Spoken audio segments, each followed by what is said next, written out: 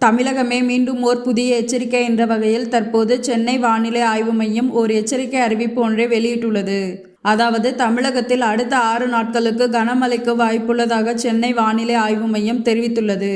இதுகுறித்து சென்னை வானிலை ஆய்வு மையம் வெளியிட்டுள்ள செய்திக்குறிப்பில் கூறியிருப்பதாவது: லட்சத்தீவு மற்றும் அதனை ஒட்டிய பகுதிகளின் மேல் ஒரு வளிமண்டல கீழடுக்கு சுழற்சி நிலவுகிறது.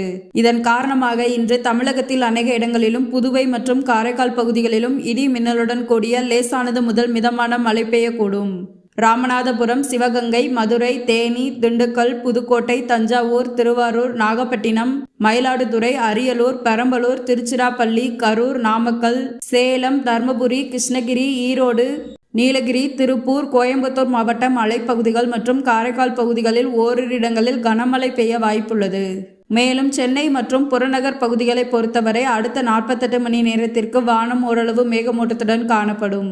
நகரின் ஒரு சில பகுதிகளில் இடி மின்னலுடன் கூடிய லேசானது முதல் மிதமான மழை பெய்ய அதிக வாய்ப்புள்ளதாக சென்னை வானிலை ஆய்வு மையம் தெரிவித்துள்ளது.